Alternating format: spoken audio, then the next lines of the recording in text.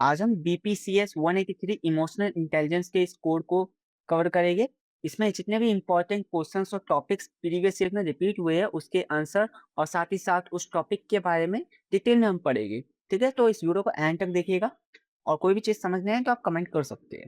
ठीक है, सबसे पहले आप देख लीजिए जो इमोशनल इंटेलिजेंस का बेसिक्स रहता है कि nature, characteristics and functions of emotions, ये हमें जानना जरूरी है। ठीक है, तो प्रीवियस ईयर्स में जो फ्रीक्वेंटली पूछे गए इन तीनों के बारे में पूछा गया कि एक्सप्लेन करिए नेचर और कैरेक्टरिस्टिक्स और फंक्शन ऑफ इमोशन के बारे में। तो नेचर और कैरेक्टरिस्टिक क्या है, देखिए, emotions are a complex psychological state that involves three distinct components. ठीक है, थ्री डिस्टिंक्ट कंपोनेंट्स कौन से होते हैं? सब्जेक्टिव एक्सपीरियंस जैसे कि फीलिंग्स, फिजिकल रिस्पॉन्स जैसे कि हार्ट बीट इंक्रीज हो जाते हैं, ठीक है, बिहेवियर और एक्सप्रेसिव रिस्पॉन्स जैसे कि आपने स्माइल कर दिया, किसी को आप रोने लगे, तो ये आपका एक एक्सप्रेशन था जो आपने शो किया है। ठीक है, साइकोलॉजिकल रिस्पॉन्स होते हैं एक तरह से।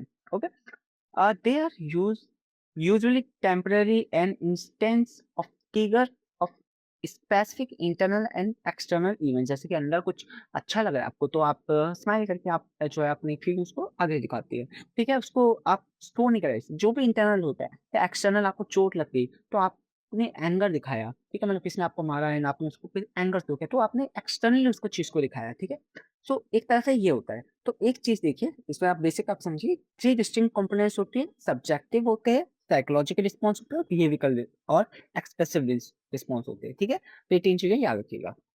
नेक्स्ट नेक्स्ट आते हैं फंक्शंस ऑफ इमोशंस। देखिए, एक होता है अडैप्टिव और सर्वाइवल फंक्शन। ठीक है, जिसमें हम क्या करते हैं कि कुछ इमोशंस होते हैं जो सर्वाइवल के लिए होते हैं, जरूरी होते हैं। जैसे कि आपको कोई खतरा लग रहा हो आसपास, जैसे मान लीजिए एक हिरन है और एक डियर है जिसको आपके आसपास एक शेर सा या टाइगर सा आ गया है। ठीक है, अब उसको डर लग रहा है तो वो एक फियर सा शो करेगा कि हाँ भाई कोई आ गया है, डर लग रहा है, तो वो कुछ ऐसा रिस्पॉन्स करेगा। ठीक है, इन द केस कोई भी पर्सन पानी में डूब रहा है, ठीक है, तो पानी में डूब रहा है तो वो क्या करेगा, वो एक हेल्प हेल्प करके एक कमांड देगा, रिस्पॉन्ड देगा।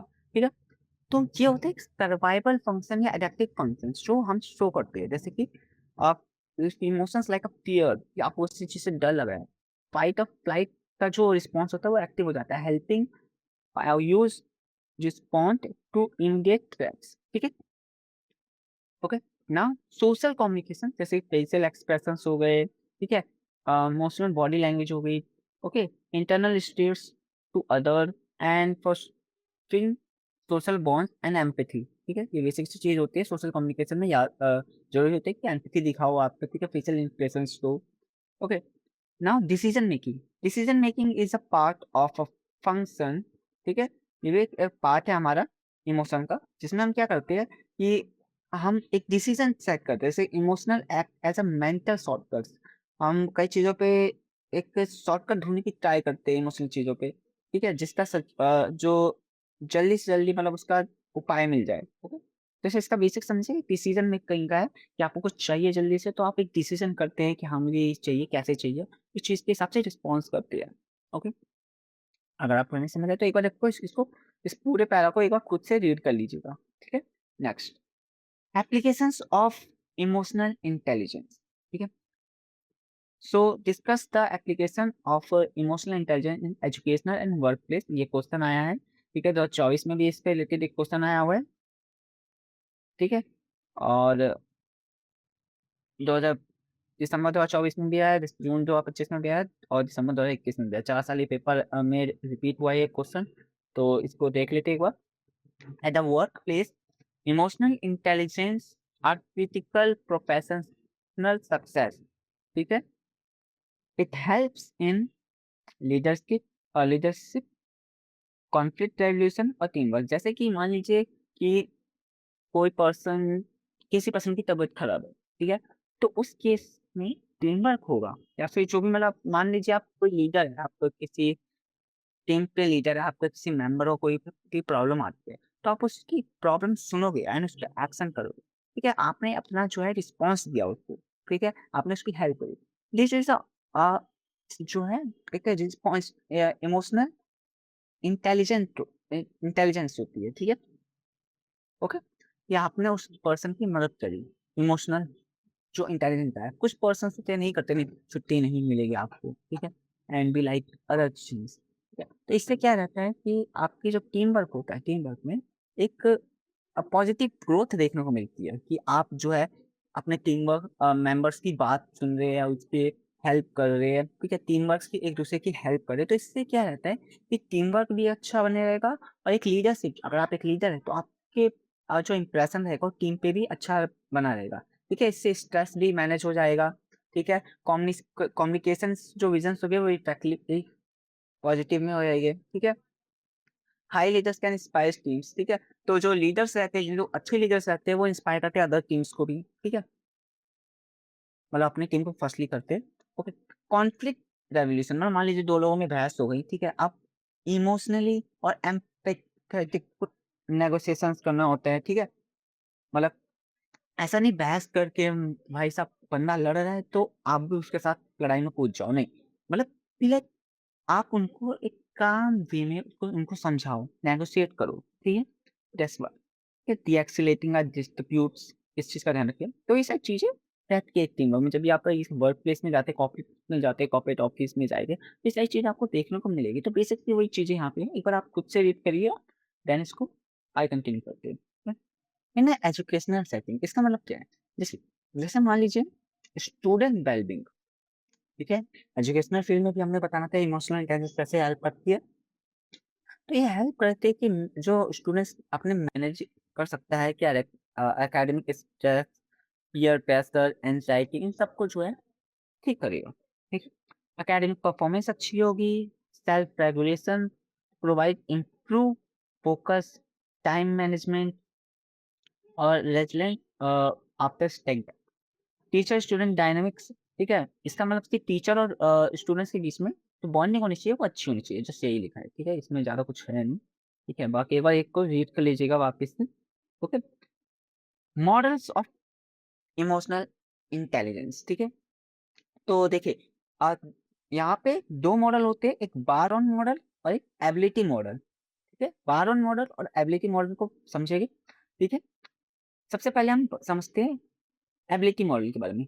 द एबिलिटी मॉडल क्या कहता है, ये मेयर और सैलोवे ने बनाई थी, ठीक है? This model used AI as a emotional intelligence है, ठीक है? एआई का मतलब इमोशनल इंटेलिजेंस है। सो अब बात करते हैं द एबिलिटी मॉडल की। तो इसमें क्या होता है कि जो इमोशनल इंटेलिजेंस होता है वो कॉन्जेक्टिव एबिलिटीज़ रखता है जो कि प्रोसेसिंग होती है इमोशनल इन्फॉर्मेशन की, ठीक है? जिसके 4 ब्रांचेज़ होते हैं। सबसे पहले होते हैं परसीविंग इमोशन मीन्स कि मान लीजिए कोई पर्सन स्माइल कर रहा है दैट मीन्स वो हैप्पी है। ये कैसे पता चला कि वो हैप्पी है? उसके स्माइल करने से। जो कि हमारे आइडेंटिफ़ाई करता है इमोशन को, ठीक है? वन्स एक इंसान से अदर इंसान से या एनवायरनमेंट से पता चलता है कि उस वो इमोशन कैसा है, ठीक है? So second is using a emotion to facilitate the thought कैसे हम इमोशन से पता करते हैं कि ये इंसान क्या सोच रहा है, उसके बारे में पता चलता है, ठीक है? जैसे कि prioritize thinking problem solving, creativity, ठीक है? ये इससे एग्ज़ाम्पल्स हैं, ओके? अंडरस्टैंडिंग ऑफ इमोशंस जैसे कि कंपेयरिंग इमोशन लैंग्वेज रिकॉग्नाइज करना कि इमोशन और ट्रांजेक्शन को, ठीक है, अनोयंस टू एंगर, ठीक है, ये सारी चीजें होती है इमोशन को समझना, ठीक है। और फिर होता है मैनेजिंग, हम इमोशन को कैसे मैनेज करते हैं, ability to regulate the emotion in one self to other to achieve a specific goal, ठीक है। ये हमारे 4 ब्रांचेस होती है एबिलिटी मॉडल की, तो ये चारों याद करने हैं आपको, ठीक है, ये आपको वहाँ पे लिखने हैं एग्जामिनेशन में, ओके। एक बार इसको खुद से भी एक बार रीड कर लीजिए और समझ लीजिए, ठीक है, अच्छे से।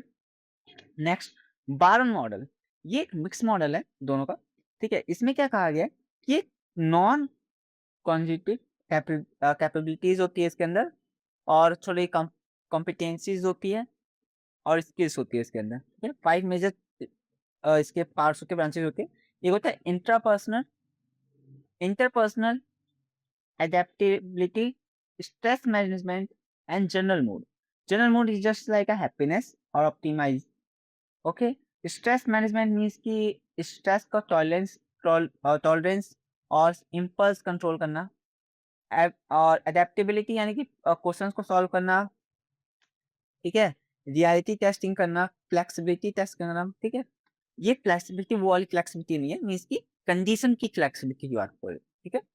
और इंटरपर्सनल यानी कि एम्पैथी शो करना, सोशल रिस्पॉन्सिबिलिटी शो करना, इंटरपर्सनल रिलेशनशिप रखना, ठीक है? और इंट्रापर्सनल का मतलब होता है सेल्फ अवेयरनेस रखना, ठीक है? ओके, इंडिपेंडेंस और सेल्फ रिगार्ड, ठीक है? ये सारी चीज़ें याद कर लीजिएगा, ठीक है? पावर मॉडल के बारे में कोई पूछे या फिर आपका जो है एबिलिटी मॉडल के बारे में पूछे, तो ये दोनों ही मॉडल्स आपको अच्छे से याद होने चाहिए, ठीक है? एबिलिटी मॉडल देख लीजिए, for receiving emotions, using our emotion to facilitate thoughts, understand emotion, managing emotions, ठीक है? 4 पॉइंट्स किसके है? एबिलिटी मॉडल के है। बार्म ऑन मॉडल के क्या है? इंट्रापर्सनल सेल्फ अवेयरनेस होती है, इंडिपेंडेंस होती है, लेकिन जो भी खुद पे हो, खुद पे निर्भर हो, ठीक है? आत्मनिर्भर भारत जैसा इंट्रापर्सनल है, खुद पे। इंटरपर्सनल मतलब एम्पैथी शो करना, ठीक है? और सोशल रिस्पॉन्सिबिलिटी और इंटरपर्सनल रिलेशनशिप रखना, एडेप्टिबिलिटी का प्रॉब्लम सॉल्व करना, फ्लेक्सिबिलिटी रखना, स्ट्रेस मैनेजमेंट में स्ट्रेस को टॉलरेंस करना हमारे, ठीक है? और इम्पल्स कंट्रोल करना और जनरल मोड फीचर्स का हैप्पीनेस, ओके? बेसिक बेसिक का। तो नेक्स्ट है हमारे पास strategies to develop specific competencies, मतलब हम कैसे अपने अंदर के जो कॉम्पिटेंसीज है उनको डेवलप कर सकते हैं, ठीक है? जो इसमें हमने वेरी हाई फ्रीक्वेंसी रही है, एग्जाम्स में मल्टीपल टाइम पूछे गए हैं, ठीक है? तो मल्टीपल चीज़ हम पढ़ेंगे जैसे कि असर्टिवनेस, सेल्फ कंट्रोल और सेल्फ रिगार्ड, ओके? सो सबसे पहले हम पढ़ते हैं असर्टिवनेस। इसका मतलब ये हमारे 2024 में, सॉरी पहले एक बार देख लेते हैं, ये 2024 में आया है इसका क्वेश्चन, ठीक है? 2025 में और 2023 में, ठीक है? सो समझते क्या है? The ability to express one's feeling, belief, thoughts openly and defend one right without violating the rights to, it's like कि किसी पर्सन को अपनी फीलिंग्स बताना, किसी गॉड के प्रति अपनी आस्था को दिखाना या फिर अपने थॉट्स किसी के सामने रखना, ठीक है? किसी को डिफेंड करना, ठीक है? तो विदाउट वाले में बिना झगड़े के, ठीक है? बिना लड़ाई झगड़े के, ठीक है? फाइट की बात करूँ मैं फिजिकली, ठीक है? अपने इमोशंस या अपने बिहेवियर से शो करना, ठीक है? That's are called assertiveness, okay? So इसके 2 पार्ट्स होते हैं, एक पैसिव और एक aggressive. Passive in the sense calmly, aggressive थोड़ा-सा एग्रेसिवनेस के साथ, ठीक है? तो अब कैसे हमें क्वेश्चन क्या है? स्ट्रैटेजी है, कैसे डेवलप कैसे करें, ठीक है? तो सबसे पहले तो आप आई बोलना सीखिए, ठीक है? यूँ नहीं, हर बार दूसरों को ब्लेम ना करें कि तुम गलत हो भाई, तुम गलत हो, तुम गलत हो, तुमने भाई गलत काम किया है, मैं तो भाई बेकसूर हूँ, मैंने कुछ किया ही नहीं, ठीक है? बी लाइक जैसे कि भाई आज सर ने नहीं पढ़ाया यार आज, ठीक है? मेरी गलती है, मैं नहीं पढ़ा। These are two different sentences but different behavior and different और पॉइंट्स शो करता है कि हाँ, मैं नहीं पढ़ा हूँ, मैंने नहीं पढ़ाई की इसलिए मेरे मार्क्स नहीं आए, मैंने अपना बेस्ट दिया बट नहीं हो पाया। इन द सेंस कि आप ये कहो कि यार अरे यार! एग्ज़ाम में भाई क्वेश्चन ही मुश्किल आ गए, पढ़ा ही नहीं इसलिए तो क्वेश्चन मुश्किल आए ना, ठीक है? तो ये चीज़ रहती है, ओके? ये कॉमन सी रहती है, मतलब कोई दूसरों को ब्लेम नहीं करना है, ठीक है? एक चीज़ का ये ध्यान रखिए।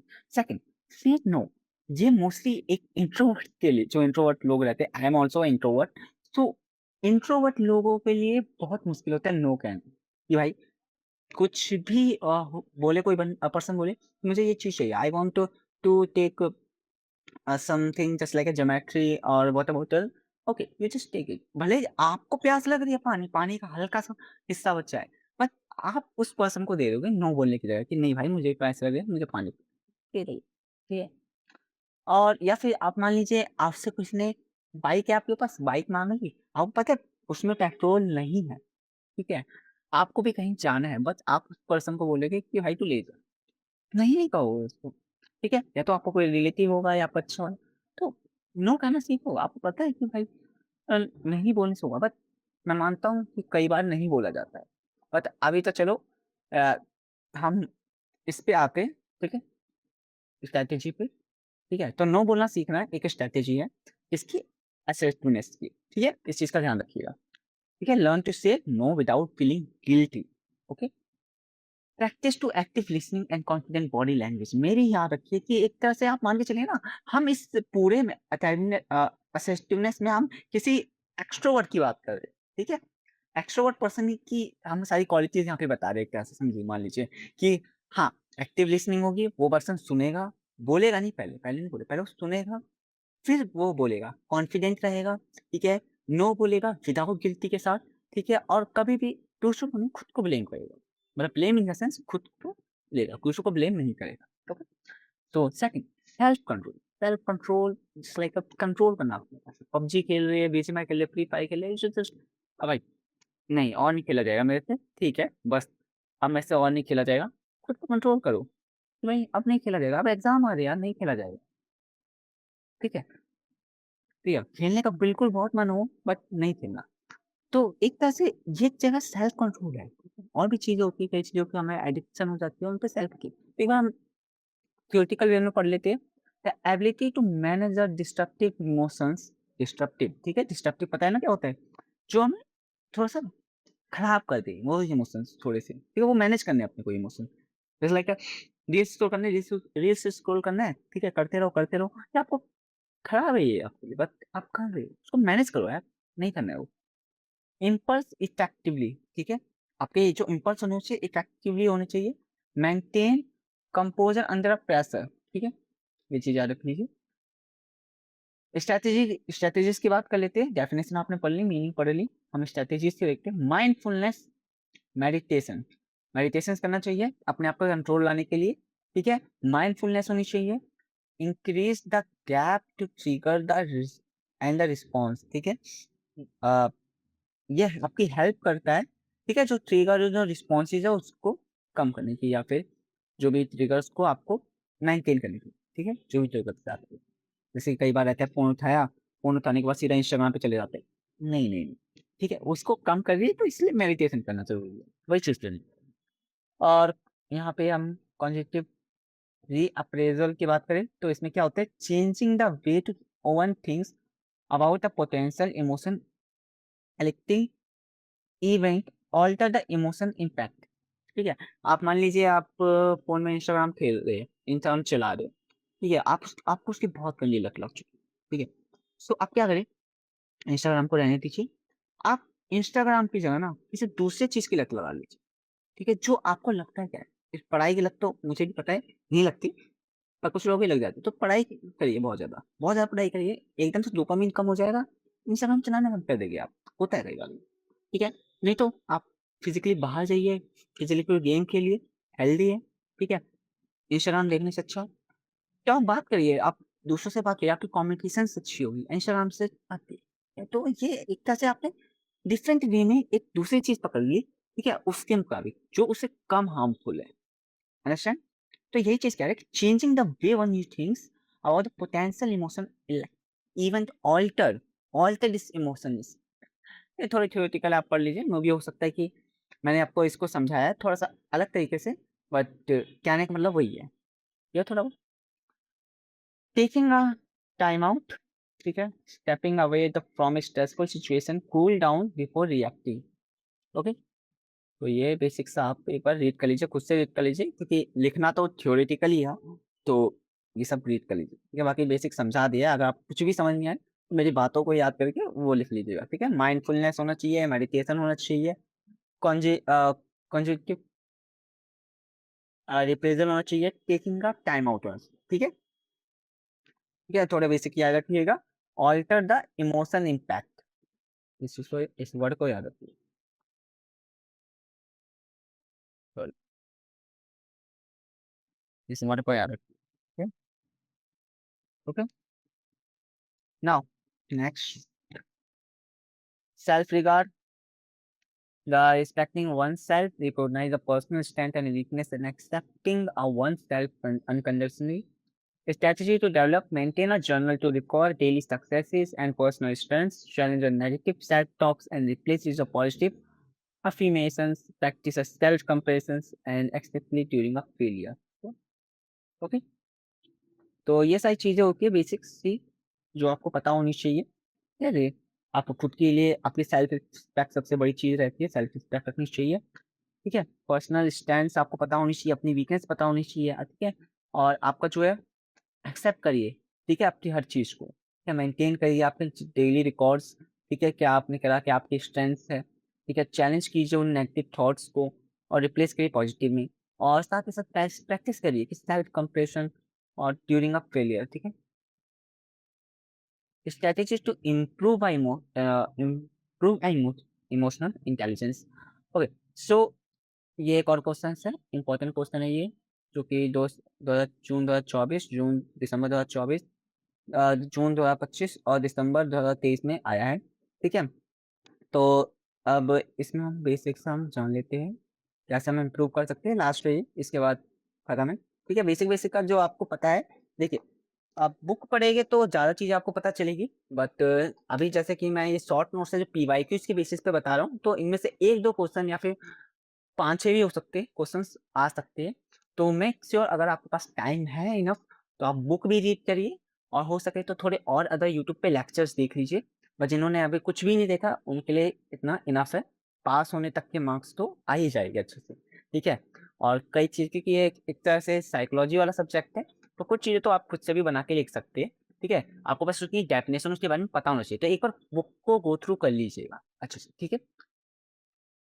ओके, सो लास्ट हमारा टॉपिक है strategy to improve emotional intelligence, ठीक है? सो सबसे पहले तो डेवलपिंग सेल्फ अवेयरनेस जो होना जरूरी है, ठीक? सो डेवलपिंग सेल्फ अवेयरनेस जरूरी है, बिकॉज दैट आप रेगुलरली अपने आप को मॉनिटर करिए, ठीक है? इमोशनल स्टेट, अपने आप को फीडबैक दीजिए, ठीक है? Reflects how a feeling impact on behaviour, ठीक है? देखिए, आप क्या रिफ्लेक्ट कर रहे हैं आपकी फीलिंग पे। एनहांसिंग एम्पैथी, ठीक है? एम्पैथी बढ़ाइए लोगों को, जैसे कि आप एम्पैथाइज़ करिए और लोगों को बड़े कामली बिहेवियर से बात करिए, नॉट बी ऑलवेज़ एग्रेसिवनेस, ठीक है? क्योंकि ज़्यादातर आप एग्रेसिवनेस को करेंगे तो आपके लिए बुरा होता है, आपके लिए भी और सामने वाले पर्सन के लिए भी, ठीक है? So paying attention paying attention non verbally, ठीक है? अगर नहीं होता तो आप नॉन वर्बली क्योस करिए, ठीक है? अटेंशन पे करिए। वैलिडिंग अदर्स फीलिंग, दूसरों की फीलिंग को भी वैलिड रखिए, दूसरों की फीलिंग्स को भी समझिए, ठीक है? Actively put one self of others shoes, okay, this is a line जैसे आप याद करनी चाहिए। इम्प्रूविंग अ सोशल स्किल्स, जैसे कि practice active listening, clear communication, जैसे मैंने शुरू में बताया था, ये दूसरों की एक हैबिट छोड़ के दूसरी हैबिट में जाइए, दूसरे से बातचीत करिए, तो कम्युनिकेशन अच्छी होगी, ठीक है? एंड कॉन्फ्लिक्ट रेवोल्यूशन टेक्निक्स, ठीक है? कॉन्फ्लिक्ट करिए रेवोल्यूशन टेक्निक्स, ठीक है? तो ये बेसिक्स है, आप ये सारी चीज़ें याद रखिए। इस पूरी वीडियो को वापस से देख लीजिएगा। डिस्क्रिप्शन में आपको साइट का लिंक मिल जाएगा, वहाँ से ये पीडीएफ आप डाउनलोड कर लीजिएगा, थोड़ा टाइम लगेगा, मैं अपडेट कर दूँगा, ठीक है? और सभी पॉइंट्स को अच्छे से याद कर लीजिए, ठीक है? आपके लिए इम्पोर्टेंट है। ओके, मिलते हैं नेक्स्ट वीडियो में। Tata, bye-bye. Okay, thank you for watching.